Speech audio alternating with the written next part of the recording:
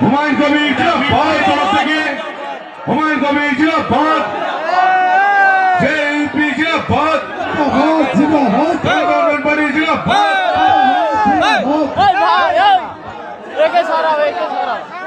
Main পার্টির তরফ থেকে আমরা বরং হুমায়ুন কবির সাহেবকে হ্যালো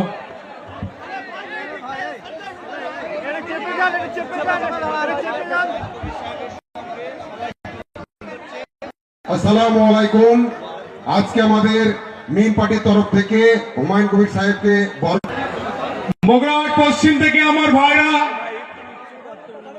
আমাদের পশ্চিম বর্ধমান থেকে দানিয়াজিৎ সাহেব, আসাদুল শেখ সাহেব মুর্শিদাবাদ জেলা সভাপতি, শেখ সালিম সাহেব বিভিন্ন আমার পার্টির দল, ইমতাজ আহমদ মোল্লা সাহেব আজাদ সমাজ পার্টির চেয়ারম্যান, জনাব হাকিকুল ইসলাম সাহেব এসডিপিআই সভাপতি, মুসলিম লীগ আবুল মোল্লা সাহেব সভাপতি, আর শেষে আমার ভাই আপনার সবাই প্রিয় হুমায়ুন সাহেব প্রিয় উনি আমার শোয়েব কবির ভাই, আপনার জেইউপি যুব সভাপতি।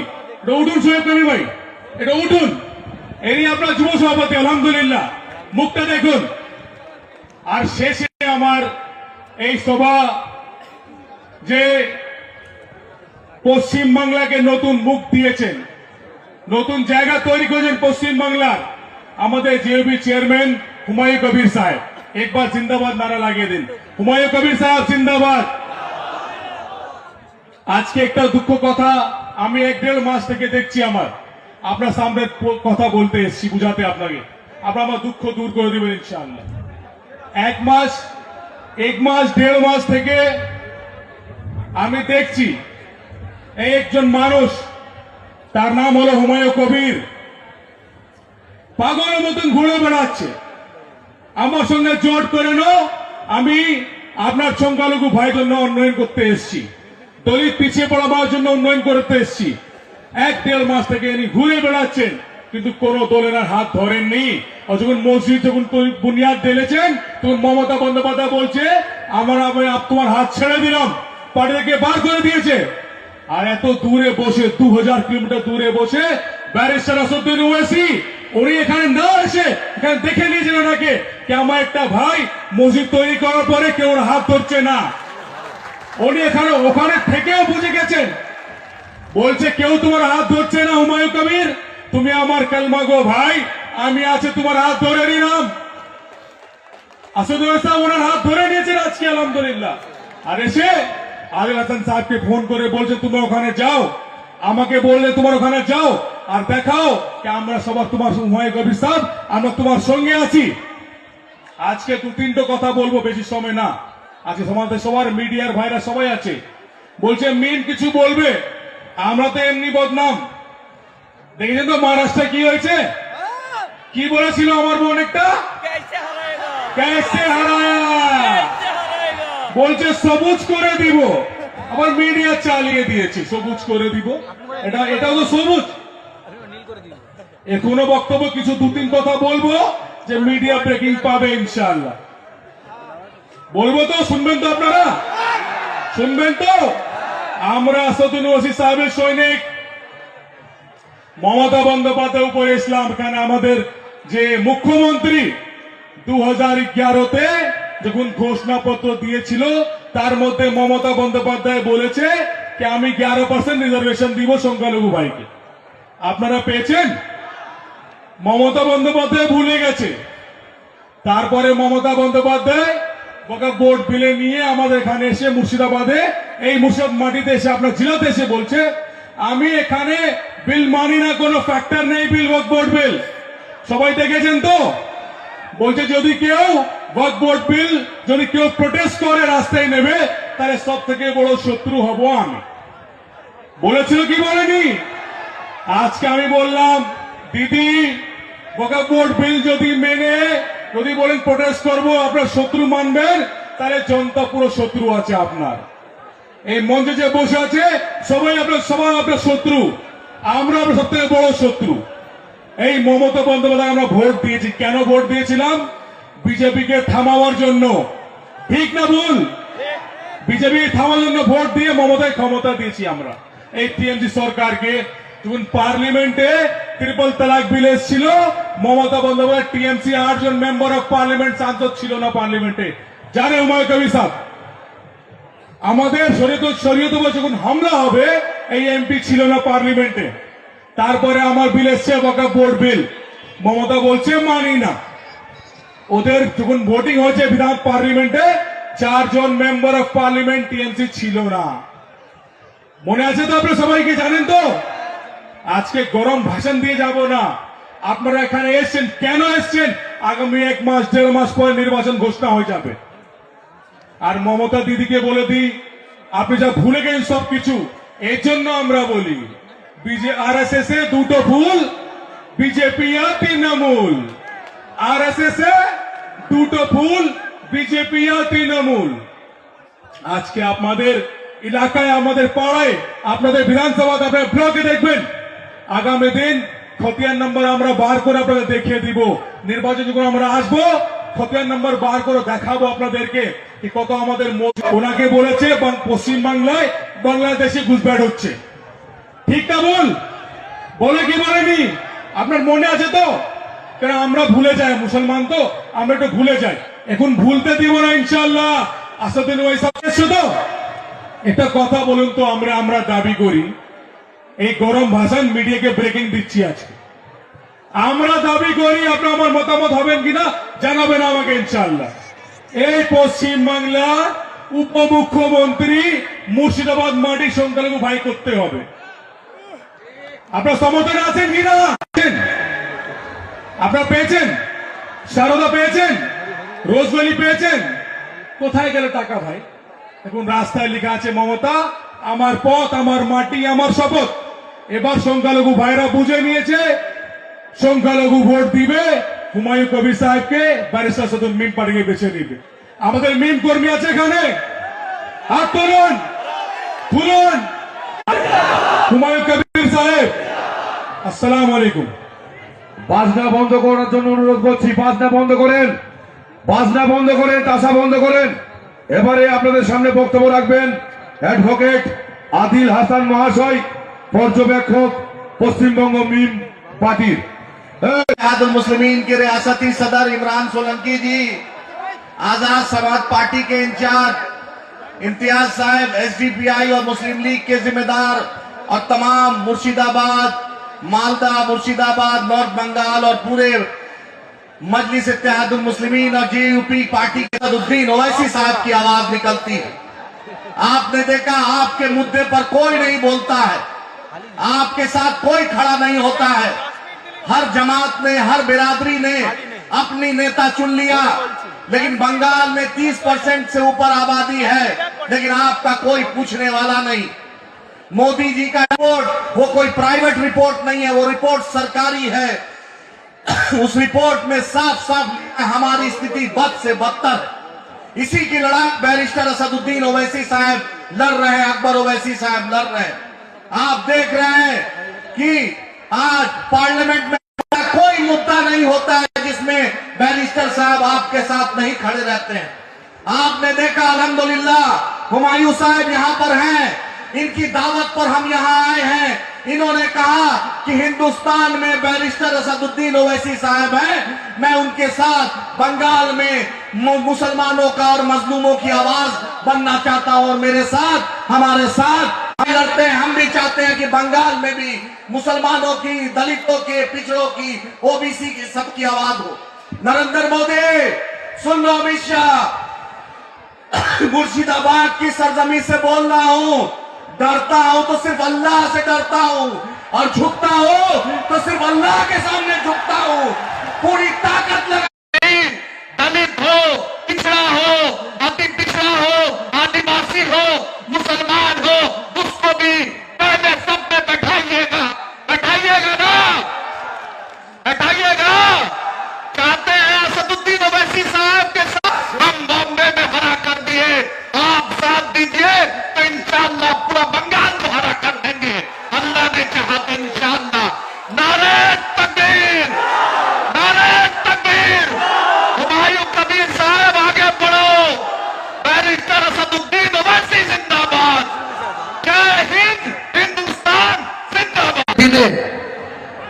আমাদের তৈয়ব আমিন সাহেব, যিনি প্রদেশ কংগ্রেসের জয়েন্ট সেক্রেটারি হিসাবে রাহুল গান্ধীর দ্বারা নিযুক্ত হয়েছিলেন। গান্ধী সহ সংখ্যালঘুদের বিরোধীরা, সংখ্যালঘু মানে শুধু মুসলিমরা, আদিবাসী সহ শিডিউল কাস্ট সহ ওবিসি সহ অনেক ব্যক্তি আছে, মুসলিম করার জন্য প্রস্তুত থাকি। এটাই আমার চলার আদত, এটাই আমার চলার বলতে পারেন যে মেন স্ট্রিটের লাইন। কেন আজকে আমাকে তুলাবাজি করার দল? এই দলটার কোন নিয়ম শৃঙ্খলা কেউ মানে না। একটাই পোস্ট, বাকি সব ল্যাম্প পোস্ট। জন্মলগ্ন থেকে রাজ্যের সভাপতি ঝরে গিয়ে পড়েছিল, সেই নেতাকে নজরুল মঞ্চে তৃণমূল কংগ্রেস জয়েন করিয়ে 1 মিনিটের মধ্যে সহ সভাপতি করে দিল।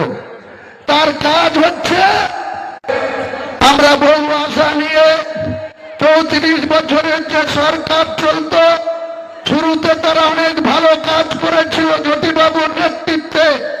পরবর্তীকালে দিন দিন যত দীর্ঘমেয়াদী ভাবে বাংলার মানুষ, লেফট আমার নেতা ছিল প্রয়াত অতীশ সিনহা, কখনো আমার নেতা ছিল আজিজুর সাহেব, কখনো আমার নেতা ছিল এই বেলডাঙ্গার বিধায়ক প্রয়াত নুরুল ইসলাম চৌধুরীরা, কখনো আমার নেতা ছিল প্রাক্তন সংসদ 5 বারের সুপ্রধানকে ভোট দিয়ে জিতানোর জন্য মমতা বন্দ্যোপাধ্যায় আমাকে নির্দেশ দিয়েছিল। তার নির্দেশ কার্যকরী করতে গিয়ে আমি হিন্দু সমাজের মানুষকে বলেছিলাম, কথা বলেছিল, তার প্রতিবাদ করে তৃণমূলের এইসব জেলার এমএলএ নেতা, অনেক বড় বড় এখন কোঅর্ডিনেটর হয়েছে, তারা কোনোদিন মুখ খুলেনি। এই হুমায়ুন কবির, হুমায়ুন আজকের দিনে আমার কাছে খবর আছে অদিত চৌধুরী আবার জিতে যাচ্ছে, ইউসুফ পাঠান হেরে যাচ্ছে, মোহাম্মদ সেলিম জিতে যাচ্ছে, আবু তাহের খান হেরে যাচ্ছে। তুমি একটা কিছু করো, হবে। তাই সেদিন আমি যোগী আদিত্যনাথ যেভাবে মুসলমান সম্প্রদায়ের লোককে উল্টো করে টানিয়ে সিধা করার কথা বলেছিল, তার 24 ঘন্টার মধ্যে আমি বলেছিলাম, যোগী আদিত্যনাথজি মনে যে আঘাত পেয়েছিল, আমি তার জন্য আজকে প্রকাশ্য এই লক্ষ লক্ষ মানুষের সামনে বড় জোরে ক্ষমা চেয়ে নিচ্ছি। ভবিষ্যতে এরকম মিথ্যাবাদী মুখ্যমন্ত্রীর কথায় হুমায়ুনকে কেন্দ্র করে এলাকার মুসলিমরা 20,000 মুসলিম মুর্শিদাবাদ জেলার প্রশাসনকে বডি উঠাতে দেয়নি। আমি কলকাতার গড়িয়াহাটে ছিলাম, এসপিসি সুধাকর আমাকে হরগোবিন্দ দাস নৃশংসভাবে কি করে খুন হলো, চন্দন দাস কি করে নৃশংসভাবে খুন হলো, আপনার দলের এমএলএ আমিরুল ইসলাম কি করছিল, আপনার দলের এমএলএ ফারাক খান মনির করে দিল, 13টা ফ্যামিলি শেষ হয়ে গেল। হরগোবিন্দ দাস খুন হলো, তার ছেলে চন্দন দাস খুন হলো। সেটা যেমন আমরা কোনো মতেই মানতে পারি না, জঘন্যতম খুন, তেমনি এটাও আমরা বলবো আপনার ব্যর্থতা। তারিখের পরে 8 তারিখে প্রসেস করলো, কিছু কাগজপত্র চাইলো, এফিডেভিট চাইলো, সেটা 13 তারিখে দেওয়া হলো। 13 তারিখে আমাকে কর্নেল থেকে একটা চিঠি করলো, 16 তারিখে বেলা 1টার সময় আমাকে যে সমস্যা হয়েছে, যে রাস্তা অবরোধ হয়েছে, যে বিশৃঙ্খলা হয়েছে, তার জন্য নাকি আমার উস্কানি আছে।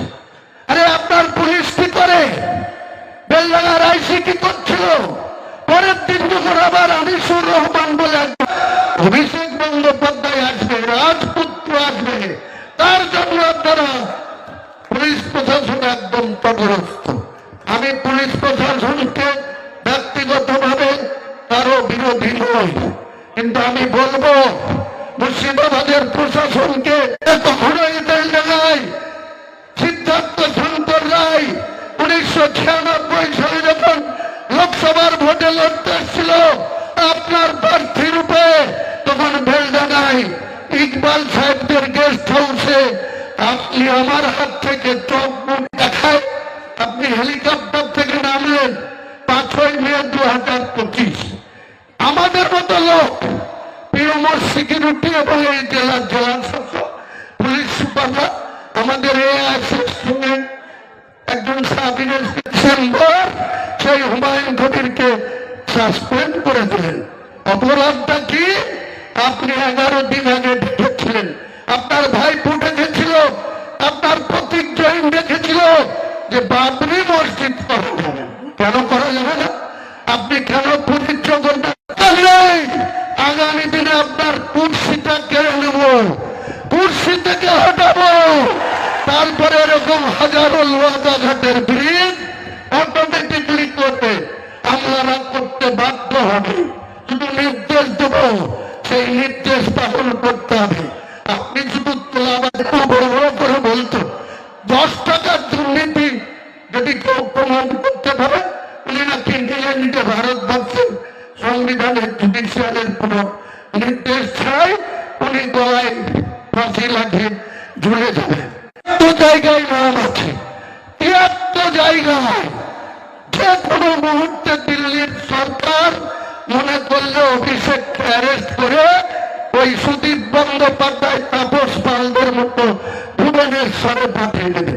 আপনি উপরে বাংলায় মাত্র 558টা, মাত্র 558টা আপনার বদন্যতায়, আপনার পুলিশের তলায় তলায় সাপোর্টে আজকে 2011 সালে আমি এবং আমার বন্ধু বেলডাঙ্গার এমএলএ শফিউজ্জামান সহ আমরা এই অপূর্ব সরকার সহ আমরা সেদিন বলেছিলাম স্কুলটা স্যাংশন করে দেন, বুদ্ধবাবুরা অনেক কমে। তারপরে আপনি আসেন 20 মে থেকে এখন আপনি মুখ্যমন্ত্রী, রেজিনগরে কেন শিল্পটা ফাঁকা, শুধু ঘাস গজায়, আর আপনার পার্টির কিছু ক্যাডার বছরে বছরে 15 লাখ টাকা সেই ঘাস বিক্রি করে লুটে খায়। কেন মানুষের সঙ্গে মিথ্যাচার, কেন মানুষের সঙ্গে প্রতারণা? আমি বলেছিলাম ওটা আমার কনস্টিটিউশন না, ওটা বেলডাঙ্গা বিধানসভার কনস্টিটিউশন, কিন্তু আমার জেলা, এটা করার দরকার, আপনি করে দেন। আপনি আমাকে বাদ তুলে কথা বলেছিলেন, আমি কংগ্রেস ছেড়েছিলাম, অজিত চৌধুরীর দ্বিতীয় বুঝতে পারিনি। তাই মমতা বন্দ্যোপাধ্যায়, আপনার রাতের ঘুম যত দিন যাবে, হুমায়ুন কবির, যত আপনার সরকার বিরোধী দল আছে, সেই দলকে একটা একটা করে এইরকম মাঠে ছাড়ব না, 1 ইঞ্চি মাটি আপনাকে ছেড়ে দেব না। আগামী দিনে আজকের এই শপথ অঙ্গীকার একটাই, যে মমতা বন্দ্যোপাধ্যায়ের যে মিথ্যা, আপনারা যদি সত্যি করেন এই মহিলাকে ক্ষমতাচ্যুত করতে চান, এই মিথ্যাচারীকে ক্ষমতাচ্যুত করতে চান, 2011-তে 34 বছরের যে পরিবর্তন, তাই আমরা আজকে যেমন মিনকে সঙ্গে পেয়েছি, আরো কিছু সংগঠনকে সঙ্গে পেয়েছি, সকলকে নিয়ে আগামী দিনে আমার কোনো ইগো নেই, আমার কোনো অহংকার কাউকে শ্মশানে নিয়ে যাবে, কখন কাকে খবরস্থ করবে সেই মহান আল্লাহ তাআলারই ইচ্ছায় হয়, কোন মানুষের ইচ্ছায় হয় না। আমি জানি না আমার কখন মৃত্যু হবে, কিভাবে মৃত্যু হবে, তেমনি কত মানুষ আছেন